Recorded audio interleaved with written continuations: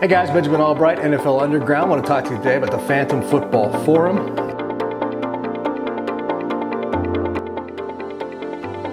Designed to give you greater access to me. You get the latest intel, insider information, rumors, news notes, injury information, Vegas lines, fantasy football, power rankings.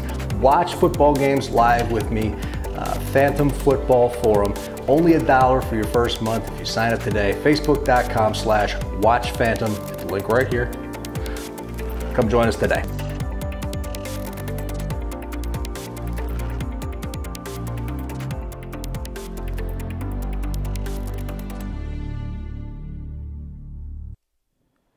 What's up, everybody? Good to see you all here today. I'm Ari Temkin. It's just afternoon Central Time right here on Phantom, the New World Order of Sports Media. I want to appreciate everybody for taking some time to join the stream today. I'm Ari Temkin with 105.3 The Fan. You may hear me on the Dallas Cowboys pre- and post-game show if you listen along the Dallas Cowboys Radio Network. And if you're new, just to update that I do these streams every day at noon, talk a lot of Cowboys as we gear up for the regular season. And starting next week, as the Cowboys head from Oxnard back into Texas, I'll be able to stream live post-practice on site at the Star, so I'm really excited about that. Just want to remind everybody to hit the share button if you haven't already. Post your comments. I'll get to all of them, no matter if you're watching on the Dallas Cowboys report page and the Dallas Cowboys America's team page, Law Nation, Joe Boo Sports Report, Silver and Blue Nation. So a big shout-out and a thank you to all of our partners here at Phantom on all those great pages for providing great Cowboys coverage continually throughout the course of this season.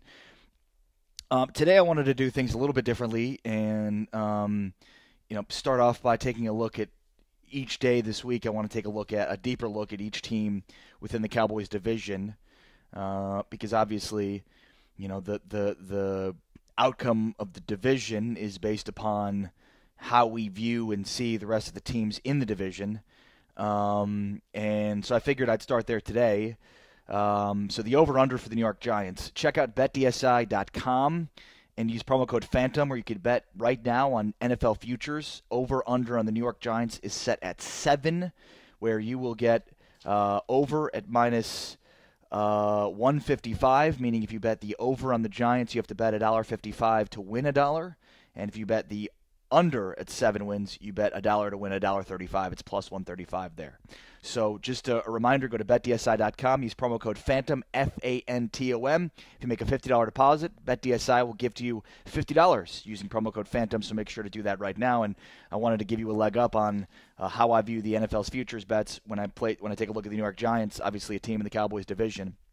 The Giants, and I welcome your thoughts, no matter where you're watching from, on your thoughts on the Giants this year. So I kind of went on a rampage a few weeks ago about the Giants because they seem to be, again, going into this year, everybody's darling to be a playoff team, to be the second-best team in the division.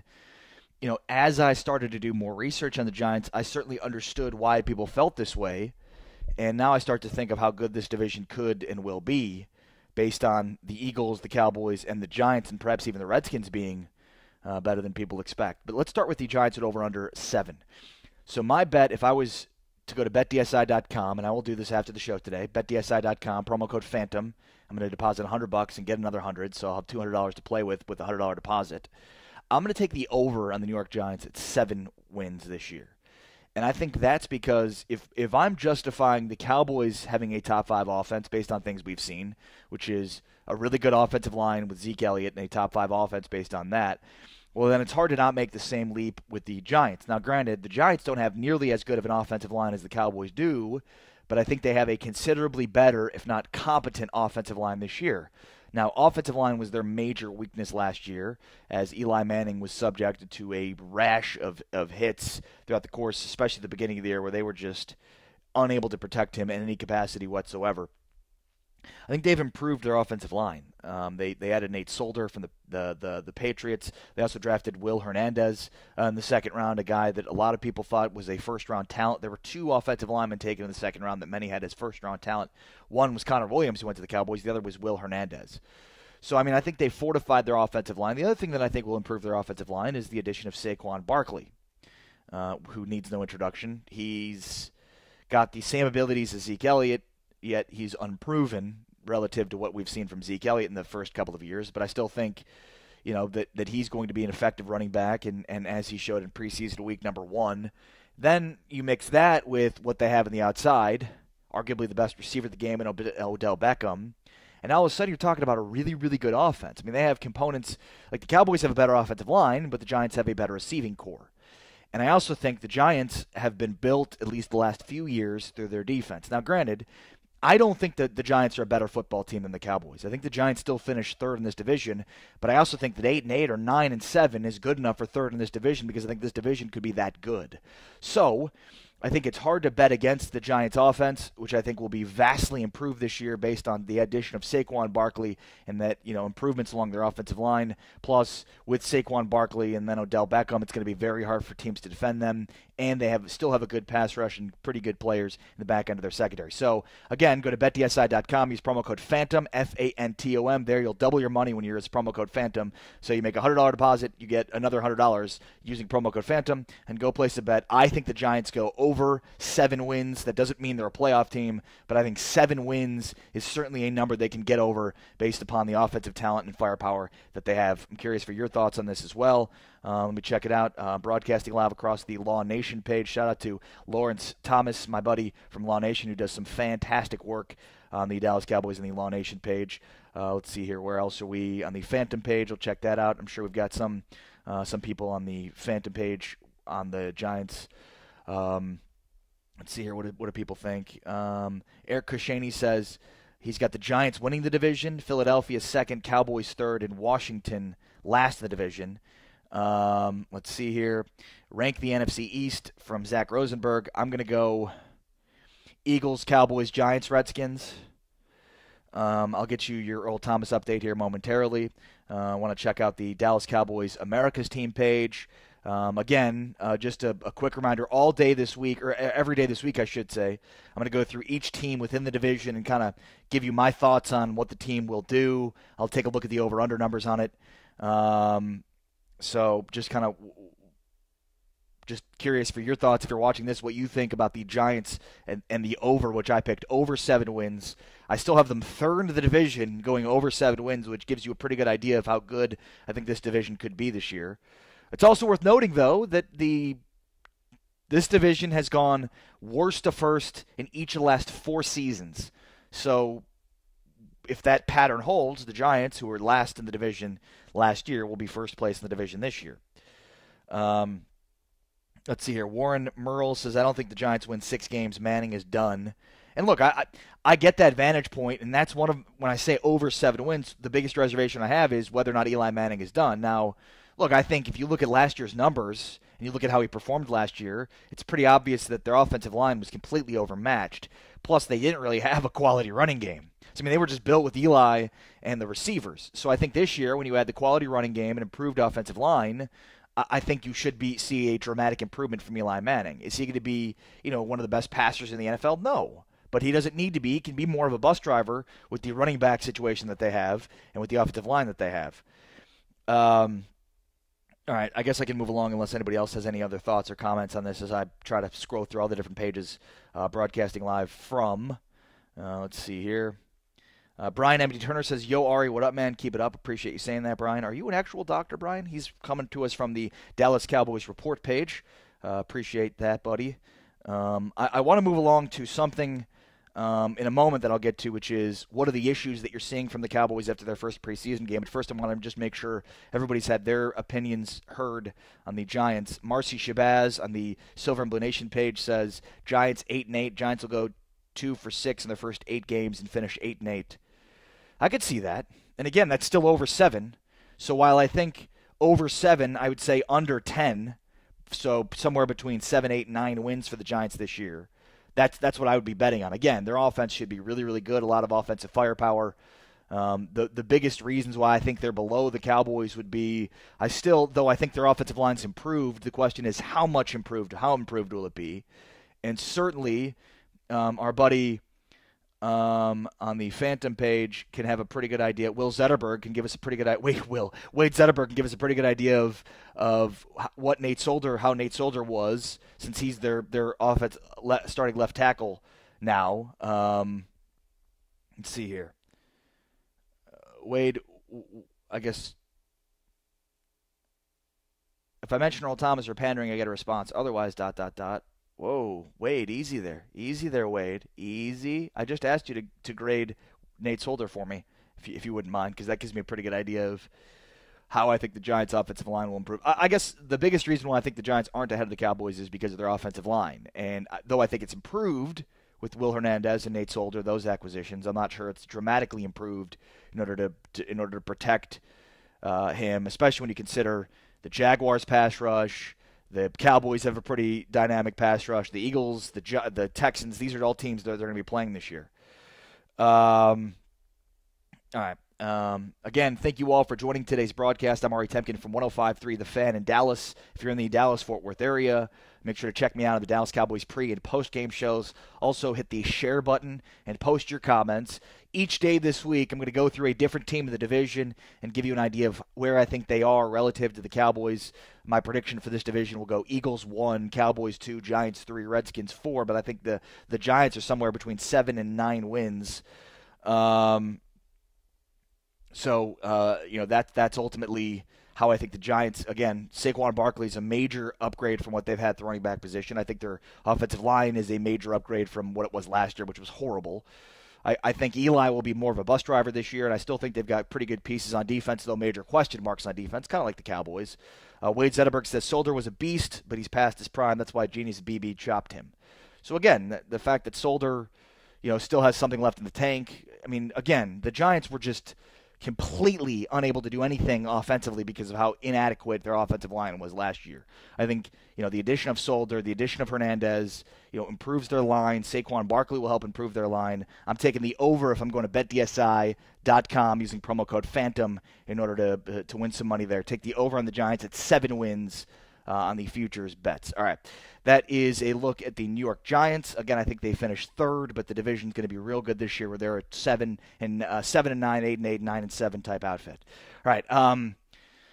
Cowboys' biggest issue after first preseason game, and you might even say issues after their first preseason game. Mike Cardenas in the house, Shanna Garcia here. What's going on, everybody? Hit the share button if you wouldn't mind. So what do you guys watching this believe that their biggest issues are after watching their first preseason game? Because I've got a pretty big issue that I want to get to, but I'm curious for what everybody else thinks. Let's see here. Arthur Tone on the Dallas Cowboys America's team page gives me the thumbs up. Curtis Stark says he missed the show on Friday. All good, Curtis. We missed you. Curtis Stark says, man, what I saw to the fourth stringers was embarrassing and unacceptable. Cut them now. Well, and a lot of that has to do with what I think is their biggest issue coming out of the first preseason game. Though I'm not going to, fault the fourth stringers as much as I want to draw the attention to an area that's probably a major or should be a major concern. Levi Griffin says contract year for Zeke and Dak. They're going to give 400%. It's not a contract year for Zeke. Remember, first round picks get that 5th-year option. But non-first-round picks, Dak Prescott, and by the way, it's not necessarily a contract year for Dak. He could still play out next year on the final year of his deal, the 4th year. That the Cowboys, if they do want to extend him, they'll do it this year. So it's sort of a contract year for Dak, but not a contract year for Zeke. Sherilyn Racing Foot says, go Cowboys. Keith Batchelor says, Giants, please. We hear this almost every year. Cowboys, Eagles, Giants, Redskins. Well, yeah, and Keith, it's funny because like a few weeks ago or last week, I kind of went on this rampage about how everybody every year is picking the Giants. And so I get that sentiment considering the last 2 years they've drastically disappointed. But I just think their offense is stacked. They have questions at the offensive line and quarterback position, but I think they have enough at the receiver and running back position, in order to – they have – look, if you want to say Barkley's equal to Zeke or he's right below Zeke, they're pretty good at running back. They have a better receiving core than the Cowboys do. The quarterback position probably not as good, but at least Eli is a more proven commodity than Dak is. And their offensive line's not as good, but I still think their offensive line is adequate. So I think the Giants are similar to the Cowboys from the offensive standpoint. I think the Giants are similar to the Cowboys from a defensive standpoint. Warren Merle says Dallas, Philadelphia, Washington, the Giants. All right, Philip Nigel says corners are the biggest issue after their first preseason game. Laura Canfield Jones says hello. Hi, Laura. How are you? I think you're close to being right on the corners, Philip, but not exactly right. Everybody hit the share button, and I'll tell you what I think is the biggest issue after their first preseason game. Once we hit 50 concurrent, I'll tell you exactly what I think that is. But first, let me just bounce around all the different pages to see what everybody else is saying about their perception of the biggest issues facing the Cowboys. I don't know, depth in secondary is what Marcy Shabazz says along the Silver and Blue Nation page. And our O-line depth might be a problem. Anthony Brown has to be cut. Marcy, did you say that last time too? They're not cutting Anthony Brown after one poor preseason performance. Anthony Brown has been great this camp.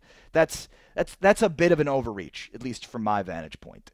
All right, what do you think is the biggest issues facing the Cowboys? Once we hit 50 concurrent, I'm watching. Once we hit 50 concurrent, I will tell you what I think is the biggest issue. So everybody hit the share button so we can get to 50. There we go. We're at 50. 51. Boom. Thank you, everybody. All right, so I think the biggest issue after their first preseason game is not just their secondary, but more specifically their safety position. I said after spending a week in camp that the biggest positional issue, the biggest positional group, the biggest issues along the positional group with the biggest issue. I could speak English. Is their safeties. Safety is the biggest issue for any positional group. John Dyer on the Phantom stream says, what's my assessment of Jeff Heath? I think Heath is their best safety, which I don't know what that says. But look, I think Jeff Heath is probably underrated relative to what fans think of him. I mean, he's usually always in the right position to make plays. Is he, athletic freak that's going to make just some eye-popping plays? No.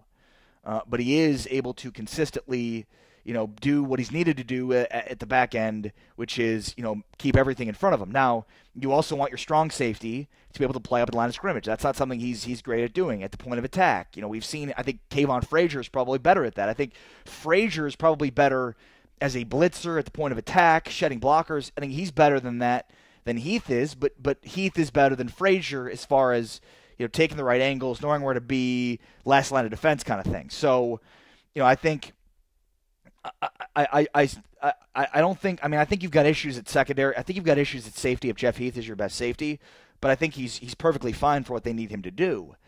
I'm still curious about Xavier Woods and how good he could be. Now, he's played safety his entire career except for last year when he was a nickel corner. I think he played well at times. They obviously have a lot of confidence in his ability, but I think not just in the game, but throughout training camp. Man, I mean, first of all, you've got Marquestin Huff, who is one of their backup corners or one of their backup safeties, who's now going to miss some time.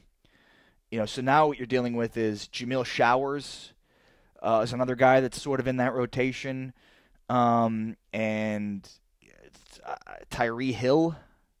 So, I don't know what the fix is. The Cowboys let a lot of free agency pass where guys like Trey Boston and Kenny Vaccaro were available and they didn't make a move. I can mention the Earl Thomas update, which I know Wade Zetterberg and TJ Carpenter in particular are, really excited about talking about. But I think they're basically at a stalemate when it comes to these negotiations, and that's kind of what I've been saying all along.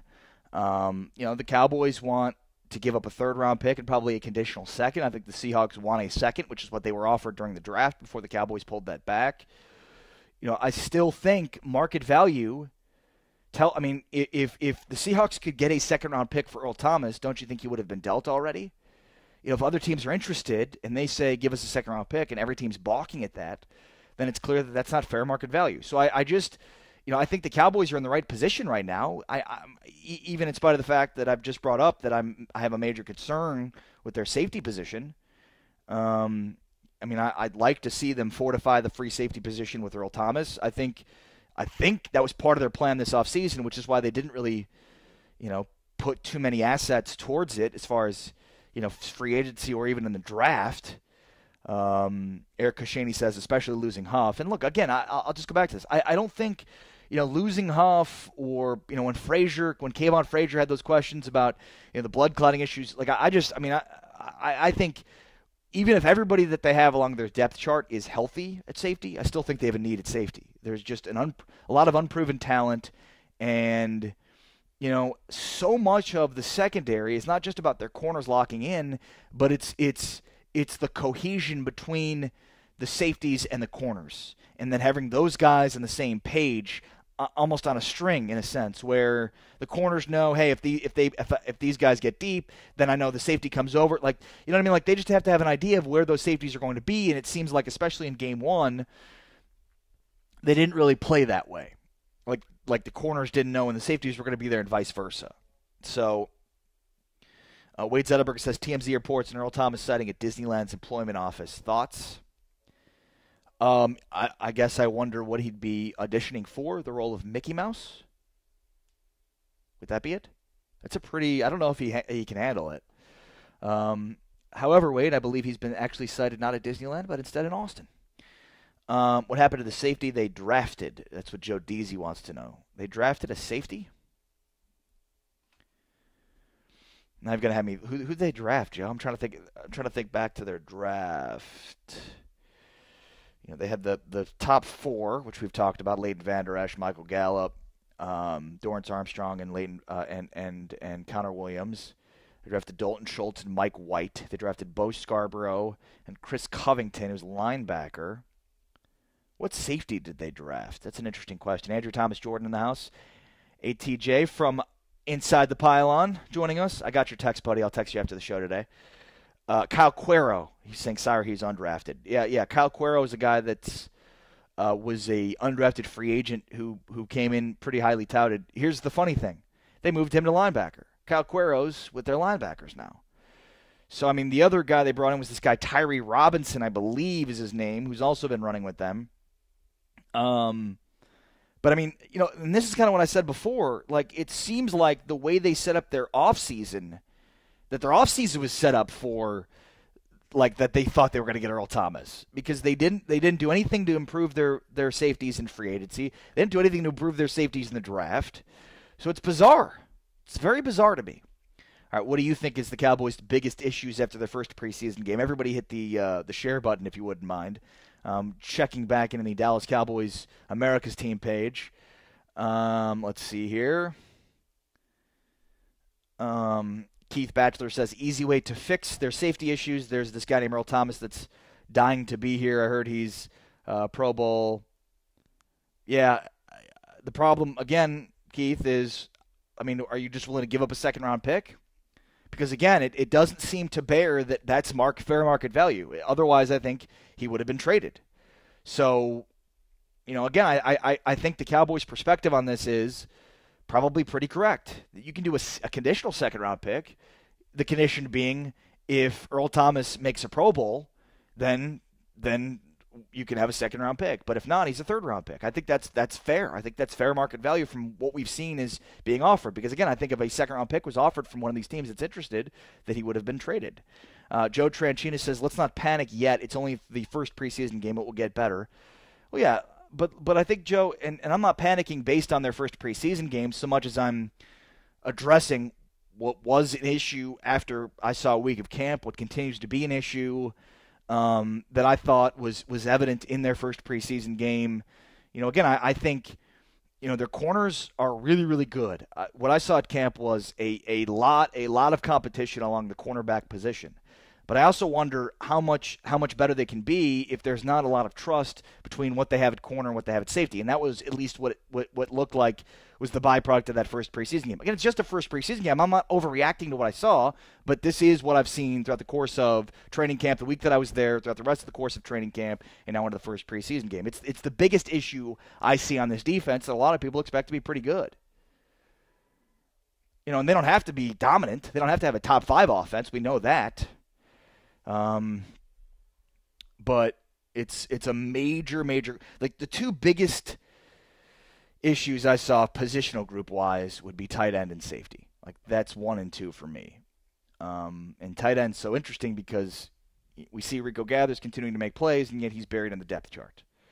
Levi Griffin says, I agree, Joe. Tranchino. Jay Navarro says, Cowboys haven't made any moves to get Earl since the draft. They are waiting to see what happens with Seattle.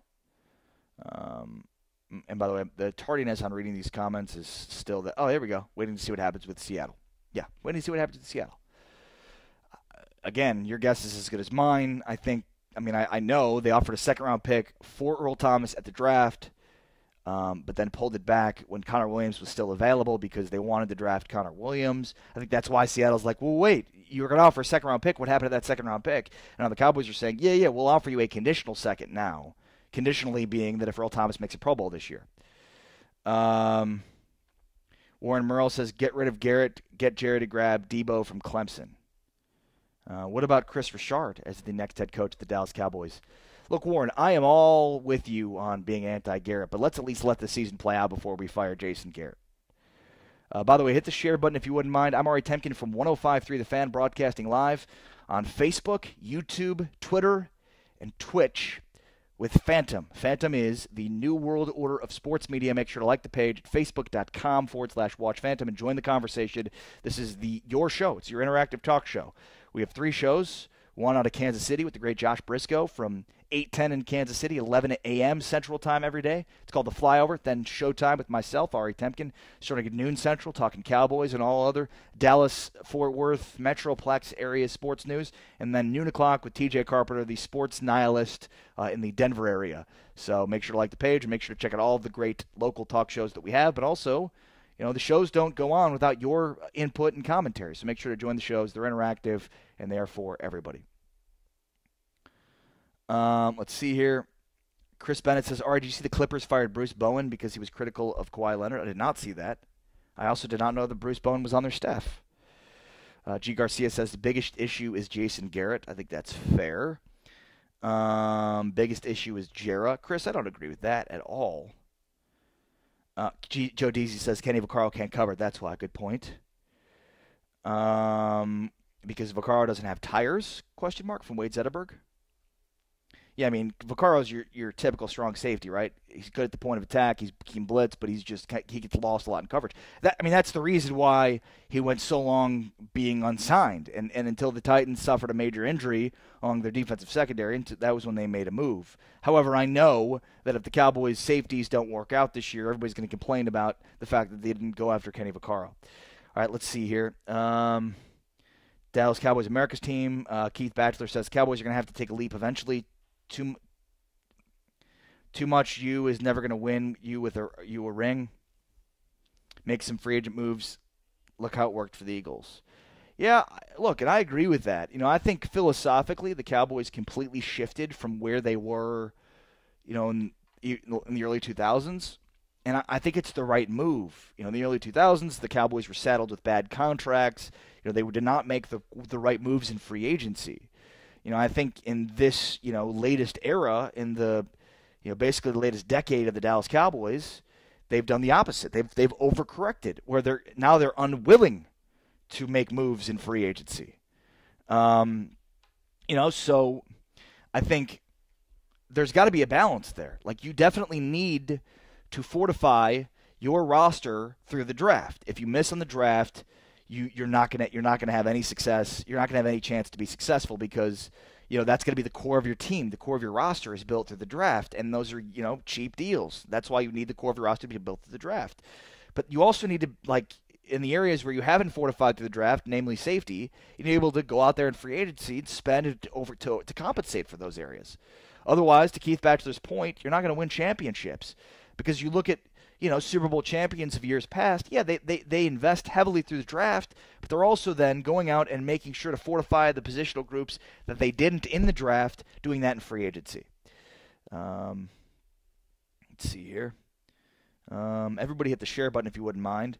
What do you think are the biggest issues for the Cowboys after their first preseason game?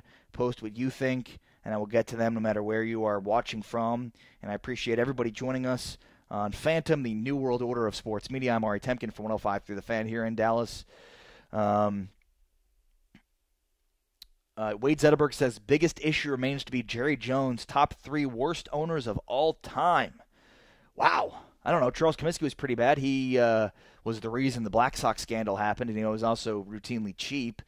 I think Jerry, when he, I would say that the feelings of negativity around Jerry and his being so involved on the football side of things, a lot of those complaints have kind of fallen off recently because it's obvious that Jerry isn't solely the one making all of the personnel and football decisions anymore. And I think we learned that maybe most emphatically when the Cowboys drafted Zach Martin and not Johnny Manziel. So, I think the Cowboys are like most other organizations in sports insofar as, there's a lot of guys that go into the ultimate decision-making on every single piece, especially from a personnel standpoint. Will McClay, the head of player personnel, has had job offers from multiple different places to be a general manager. So the fact that he hasn't even gone on to do interviews gives you a pretty good indication of how much power Will McClay has with the Dallas Cowboys. Wade Zetterberg says, is that a Simpsons shirt? I can only see what appears to be Marge's hair. Yes, it is. Wow, look at how crazy it looks with the green screen, with the chroma key. I didn't realize it would look that weird. But yeah, that is the greatest cartoon in the history of the world, The Simpsons. The smarter version of not South Park, the smarter version of Family Guy. South Park, by the way, is considerably better now. I would argue that Simpsons basically died in the early 2000s, despite the fact that it's still on. It's dead and has been buried and hasn't been good in probably a decade. Eric Cushady says, I'm all shared out, bro. Eric, I wasn't talking to you, but I appreciate that, brother. Tyson, the West Coast Cowboy in the house. What's going on, Tyson? How are you, brother? Millie Lev also watching. Millie, how are you? Millie says, good afternoon. Millie's always joining with the very nice pleasantries. How are you, Millie? I'm doing very well. Thank you for asking. Eric, thank you for sharing that message. The share this now, please, was really meant for everybody else who hasn't shared this yet. All right, checking out the Dallas Cowboys report page. Brian M.D. Turner, Barkley going to be a beast. Yeah, and I mean, you look across the NFC East, and I mean, there's a lot of good teams with really good running games. Now I'll say that to say, Darius Geis, the second-round pick of the Washington Redskins, is going to miss the entire season now with the torn ACL.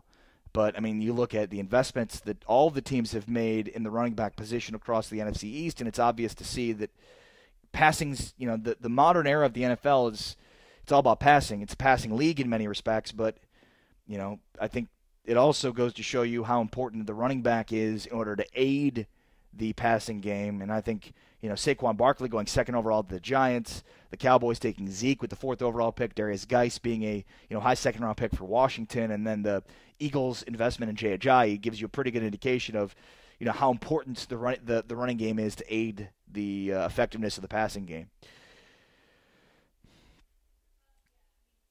All right, here's the last topic I wanted to get into. Actually, before I do that, I had one more point to make on the biggest issue after their first preseason game. Marcy Shabazz says a fourth and T-Will for Earl Thomas. I don't think that's going to get it done, Marcy. I'm not going to lie. I think a second, and I don't think they want Terrence Williams. I could be wrong. Maybe a guy like Jordan Lewis or one of the odd men out in the cornerback position would do it along with the third-round pick, but I'm not sure.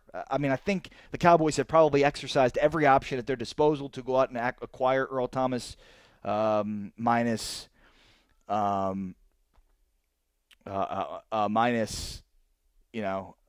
second-round pick, and they just there's been nothing that's been able to really excite the Seattle Seahawks in any regard. Let's see here. What else are people saying? Chris Bennett says, supposedly there's another Simpsons movie coming and finally a Family Guy movie. Ugh. To both of those. Andrew Thomas Jordan says, on that note, what seems to be the wide receiver rotation? Great question. Andrew Thomas Jordan, their number one X is Allen Hurns. Their number one Y is Cole Beasley. And their number one Z is Michael Gallup. That's the rotation. The fourth guy in is basically a second slot guy, which is Tavon Austin. And so when we've seen at practice, they go four wide receiver set, 10 personnel. Austin is the second guy in the slot. So those are their four. But, again, I think Terrence Williams, look, he's not a fan favorite of Cowboys fans, and he certainly had a bad offseason, but I mean, he's their most productive. He or Cole Beasley are the guys that have been here longest, that have shown the most, that have had the biggest impact on this team in the past. So I still think he's got some some value to this team. But, again, Gallup is sort of running in what was formerly his spot. But on a fantasy perspective, I think Cole Beasley or Michael Gallup are the two guys to take sort of flyers on from when it comes to the wide receiver position for the Cowboys. G. Garcia says Garrett has to show us something this year. He has good wide receivers. He just has to know how to use them and give them better routes. Yeah, and look, I think, and that's, for me, the biggest issue after their first preseason game isn't necessarily an issue specific to their first preseason game so much as it is, I think Ray Pierce says, hey, I'm a little late, but the biggest problem with the offense, the coordinator, Ray Pierce says. By the way, Ray, hit the share button if you wouldn't mind. Also, Mikey Cordero watching, hit the share button. Wade Zetterberg says, it's astounding to me how little emphasis Garrett has given on the wide receivers given his former quarterback position. Odd. You mean emphasis on finding talented receivers or emphasis on what specific to the receivers, Wade? The biggest issue for me is obviously still Jason Garrett, offensive play calling. Insofar as, and I'll continue to hammer this home, they need Zeke Elliott to be more involved in their passing game. And we've already seen David Alejandre in the house. What up, David? We've already seen Zeke lined up as a receiver out of the, not even in the backfield. So I think that's a new wrinkle. I also like to see them get him more involved in the passing game out of the backfield. It's not just about keeping defenses honest through the air, but it's also about taking some of the production and the wear and tear away from the running game with Zeke Elliott. That to me is a major concern. How long can Zeke hold up? And especially if, you can take some of the production he gives to the running game and then give it over to the passing game, because the yard you gain in the passing game versus the yard you gain in the running game, those are not equal. There's probably a greater wear and tear impact when you, in the running game than there would be in the passing game. So it's not even about the production, which, by the way, it's already proven that you are going to have greater production early in downs when you throw the ball to your running back. When you get your running back involved in the passing game, it's proven to be more productive. But it's not even just about the production from my vantage point. It's also about the limiting the wear and tear on Zeke Elliott. Wade Zetterberg says, yes, ... finding talent. Well, the Cowboys have this idea that Dak Prescott is better when he's spreading the ball around to all different receivers. And we saw that at a point in time a couple of years ago when, if you recall, Wade, the Cowboys had a top 5 offense and Dak Prescott was the offensive rookie of the year. I don't disagree with your sentiment, and I think, look, I do the pregame show with former Dallas Cowboy wide receiver Jesse Holley. I've talked with Brian Broaddus, former scout who now works with DallasCowboys.com about this. And the notion that they don't have a number one wideout is a bigger problem, I think, than people are letting on. But they are, the Cowboys are married to the idea that they're going to use all different receivers and spread the ball around. So, I guess what I'm willing to say is, if I'm a Cowboy fan is, all right, well, then prove it. Because I think, the good news is if the Cowboys aren't any good this year and they don't make the playoffs, then this is going to be the last year of Jason Garrett, which, again, is good news to a lot of Cowboys fans. So this is sort of like okay, you think this is the type of offense most conducive for Zeke Elliott to be successful or for Dak Prescott to be successful? Cool, prove it. And let's see it, because you've got 1 year now with Scott Linehan and Jason Garrett to figure it out. And if not, then they're going to lose their jobs. All right, let's see here. Eddie Hinspeter says New York Football Giants and then gives me 5 football emojis. Interesting. All right, so here's the final thing that I wanted to do today, and this is sort of from Ray Pierce's question. Is Gregory going to show this next game? What do you all think? Who will have a bigger impact on the Dallas Cowboys in 2018? Randy Gregory or Jalen Smith? So these are two guys in back-to-back second rounds? Believe so, yeah, right? Gregory and Jalen Smith. Back-to-back second rounds that at one point looked like they had just completely thrown away second-round picks. When they take Randy Gregory, who is top 5 talent, but slipped all the way to the second round of the Cowboys because of drug suspension issues, which obviously have completely defined his first 3 years in the NFL. And then Jalen Smith, who a lot of people thought might go undrafted, ended up being a second-round pick of the Cowboys based upon considerations made by their medical staff. So who do you think has a bigger impact in the 2018 Dallas Cowboys. Chris Heinzroth on the Silver and Blue Nation page says Cowboys will be okay. It's just preseason. All right, Chris. Well, I'm curious then, you think they'll be okay in every regard? I mean, do you think they're a 10, 11, 12, 13, 14, 15, 16 win team?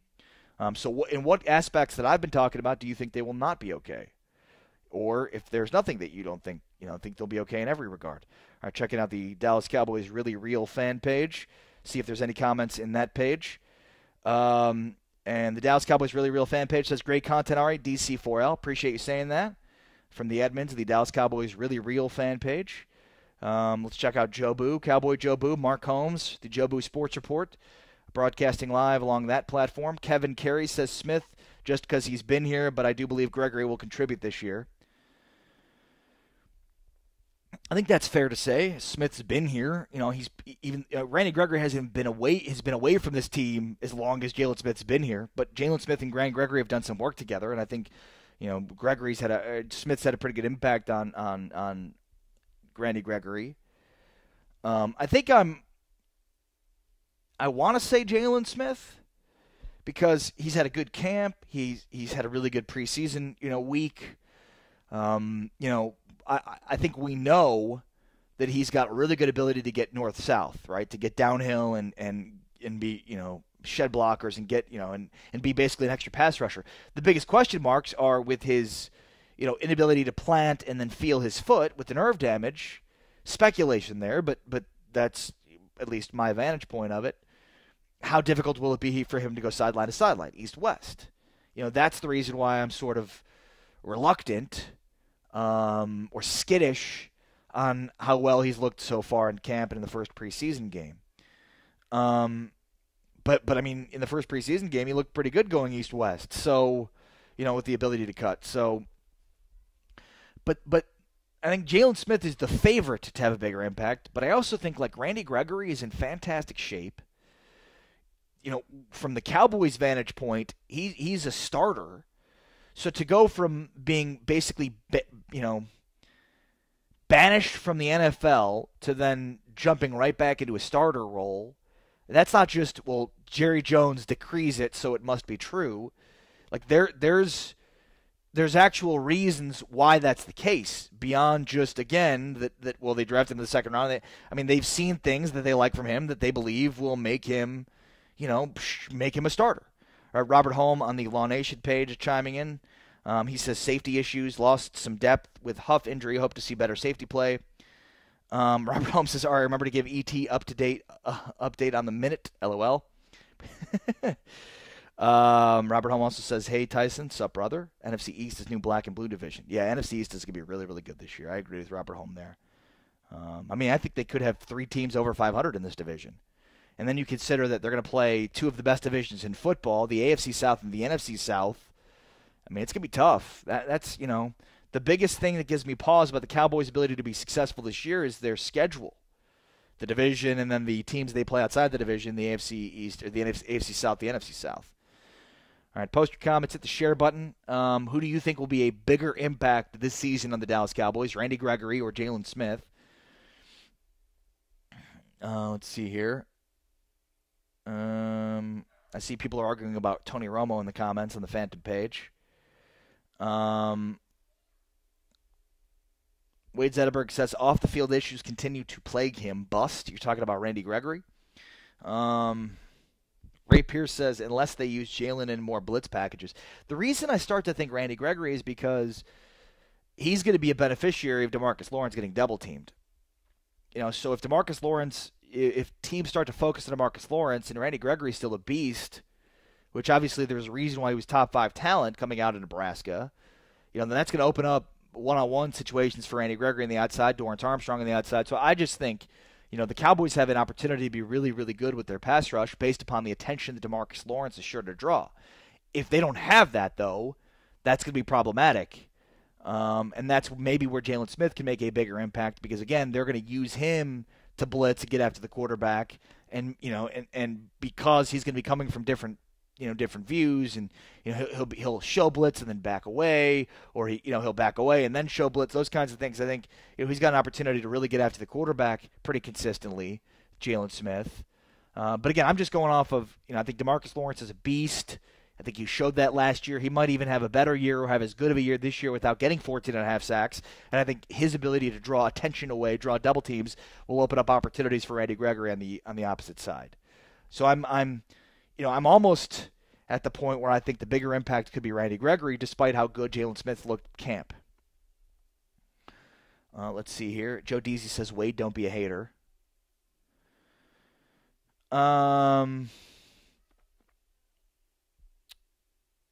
Ray Pierce says if we have some more push in the middle, it would make the team focus more on the middle, and the edge rushers will get home more. Yeah, that's true too. And look, Antoine Woods has showed out pretty well at camp, but I'm just, I think there's still a major question mark on the interior of their defensive line. But you're right. I mean, that's, you look at what Aaron Donald does, and though he's disruptive as a pass rusher, he's also disruptive in opening up the outside for other pass rushers too. I mean, the one technique, that is the job and the role of the one technique, to be the engine of that defensive line and to generate sacks on the outside because of the attention they draw in the middle. And if you compromise the middle of that pocket, then there is no pocket. So, I absolutely agree that that's a huge component for the Cowboys this year, but I'm not sure that we've seen enough to know that they have an above average or, even average at this point interior of their defensive line. I'm Ari Temkin. This is Phantom. You can find me on 105.3 The Fan, doing the Dallas pregame show, the Dallas Cowboys postgame show. Go ahead, hit the share button. I'll go for another 5 or 6 minutes answering your questions, asking you, one, Cowboys' biggest issues after their first preseason game. I thought that's safety, and the Earl Thomas update being that, at least from what I think, Seattle's not getting a second-round pick. Despite thinking that that's market value, I don't think they've gotten an offer of that, which is why he still remains untraded. So I'd love to see the Cowboys go after Earl Thomas, but not for a second-round pick if that's not what the market's bearing out right now. And the other thing is bigger impact, Randy Gregory or Jalen Smith. Who do you believe will have a bigger impact on the Cowboys in 2018, Randy Gregory or Jalen Smith? Two former second-round picks, back-to-back second-round picks that at one point looked like they were throwaway picks. Let's see here on the Silver and Blue, or the Dallas Cowboys America's team page. Let's see here. Joe Tranchina says Randy Gregory will have a bigger impact. Brandon Smith says Dave Irving with Randy is dominant. Yeah, I agree with that. But I spoke with the attorney Daniel Moskowitz for Randy Gregory and David Irving. If you didn't hear that, you can check out the Cowboys Beat podcast. Just friend me on Facebook. You can see it there. Or send me a message and I'll send you a link for it. But, he seems to think that David Irving is going to be able to play after week 4, after the suspension is up. I find that hard to believe considering, he's going to miss all of training camp and then miss the start of the year. So he won't, the first time we're going to see him actually playing with the team will be after the 5th week of the season. Think about that. So he was out of shape during mini camps. He doesn't play at all in the preseason or training camp. And we're not going to see him until middle of October with the Cowboys? It's hard for me to believe that he's going to step in and be successful right away based on the fact that he did, he has not handled the on-the-field stuff very well at all. So it's hard for me to be optimistic about David Irving this year because he missed all of OTAs, basically, all of training camp, the whole preseason, and he's not going to be able to play, and then once the season starts, he's going to basically be, kicked to the curb until week 5 when he can rejoin the team. So I don't know how anybody thinks that's going to be successful. Joe Tranchina says, are we going to see David Irving in a preseason game? No, again, Jerry Jones said at the State of the Cowboys address that we weren't going to see David Irving at any point during this preseason. So, he's not at rehab. He is trying to get his life in order, whatever that means. So that has him away from the Cowboys the entire preseason, which means he won't, again, be able to report with the Cowboys once the season starts.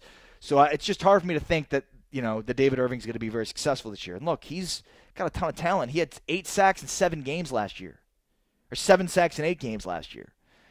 But the problem is he just can't consistently play, doesn't consistently play. Let's see here, just checking quickly with the Phantom page. Just want to, again, thank everybody for joining us in the comments today. Eric Koshaney, Wade Zetterberg, G. Garcia, Ray Pierce, my buddy Joe Deasy, all of the folks commenting on all the different pages, Marcy Shabazz, the Lawn Nation page. Thanks to you guys. This helps the show grow every single day.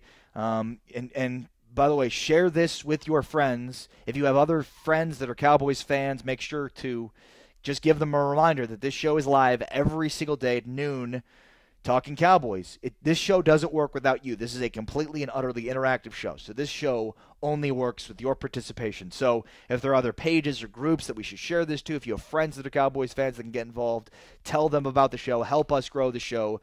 Write a post on Facebook about it. Just do whatever you can to help us spread the word to get more Cowboys fans to the party every single day. Robert Holm, also thank you to Robert Holm. Thank you to all the usual suspects who join the show every single day. I couldn't do it without you, so thank you all for joining us today. I'm back tomorrow at noon o'clock with the great TJ Carpenter's coming up next, but for now, I'm out.